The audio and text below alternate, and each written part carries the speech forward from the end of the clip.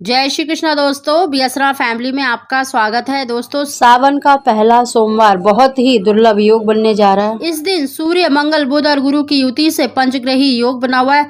साथ ही देखिए, इस दिन शोभन और हर्षण योग बना हुआ है, जिसके कारण 9 भाग्यशाली राशियों को बहुत ही श्रेष्ठ लाभ मिलने के योग बन रहे हैं। इन पर महादेव की कृपा होने वाली है। तो भी भक्त सच्चे मन से भगवान शंकर का और माता पार्वती का पूजन करता है तो भगवान शंकर उनकी मनोकामना अवश्य ही पूरी करते हैं। कहते हैं दोस्तों कि भगवान शंकर जाते जाते अपने भक्त की सभी मनोकामना पूरी करते हैं, क्योंकि सावन के महीने में भगवान शंकर का साक्षात शिवलिंग के रूप में वास माना जाता है।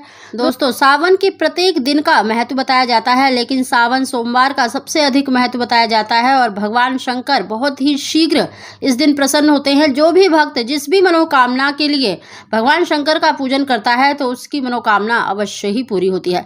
साथ ही दोस्तों, जिन भी दंपतियों को देखिए संतान सुख या पुत्र की प्राप्ति नहीं हो पा रही है तो भगवान शंकर का पूजन अवश्य करना चाहिए। और सोमवार का दिन सबसे श्रेष्ठ माना गया है। सोमवार की व्रत कथा में भी आपने सुना होगा कि पुत्र की प्राप्ति अवश्य ही होती है। दोस्तों, सावन सोमवार की व्रत कथा भी अवश्य श्रवण करनी चाहिए, उससे भी आपकी जो इच्छा है बहुत ही शीघ्र पूरी होती है।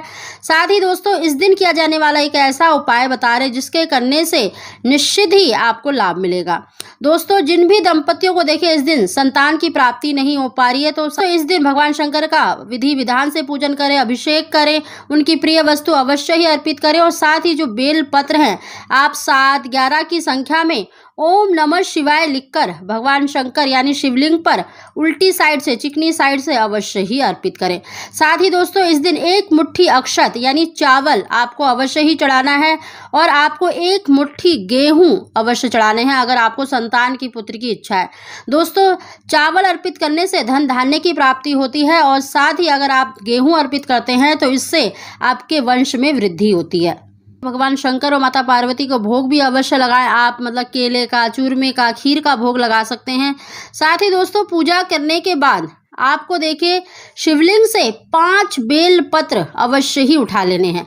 अगर आप गर्भवती हैं तो आपको 1 ही बेल पत्र लेना है। अगर आपको कोई भी संतान नहीं है या पुत्र की इच्छा रखते हैं और कंसीव करना चाहते हैं तो आपको 5 बेल पत्र शिवलिंग से अवश्य ही उठा लाने हैं और उन 5 बेल पत्र को अलग अलग पीस कर या एक साथ पीस कर आपको 5 गोलियां बना लेनी है। उसमें थोड़ा सा आपको गुड़ मिला लेना है और आपको या उसी दिन से शुरू कर दें, सोमवार से ही आपको 1 गोली मतलब उसी दिन लेनी है और दूसरी गोली दूसरे दिन लेनी है। ऐसे ही तीसरे दिन तीसरी गोली, चौथे दिन चौथी गोली और 5वें दिन 5वीं गोली। यानी आपको बेलपत्र के पीस कर 5 गोलियां बना लेनी है। अगर आप गर्भवती हैं तो आपको केवल 1 ही बेलपत्र ग्रहण करना है, यानी 1 ही गोली बनानी है। भगवान शंकर की कृपा से देखना आपको बहुत ही शीघ्र मनवांछित संतान की प्राप्ति अवश्य ही होगी। दोस्तों, इस दिन ऐसा दुर्लभ योग बना हुआ है जो कई वर्षों में बनता है, तो इस दिन भगवान शंकर का पूरे विधि विधान से सच्चे मन से पूजन अवश्य करें। दोस्तों, इस दिन देखिए 9 भाग्यशाली राशियां ऐसी हैं जिनको बहुत ही श्रेष्ठ लाभ मिलने के योग बन रहे हैं। साथ ही पुत्र प्राप्ति के भी 95% योग बने हुए हैं, तो इस दिन पूजन अवश्य करें। इन भाग्यशाली राशियों में सबसे पहली जो राशि है मेष, वृषभ, कर्क, सिंह, कन्या, वृश्चिक, धनु, कुंभ और मीन। ये 9 भाग्यशाली राशियां ऐसी हैं जिन पर महादेव की विशेष कृपा होने वाली है, तो इस दिन पूजन अवश्य करें, इस उपाय को अवश्य करें तो निश्चित ही आपको लाभ मिलेगा। दोस्तों, अगर आपको हमारी जानकारी वीडियो पसंद आई हो तो इसको लाइक शेयर जरूर करें और कमेंट बॉक्स में हर हर महादेव अवश्य लिखें। आप सभी को जय श्री कृष्ण।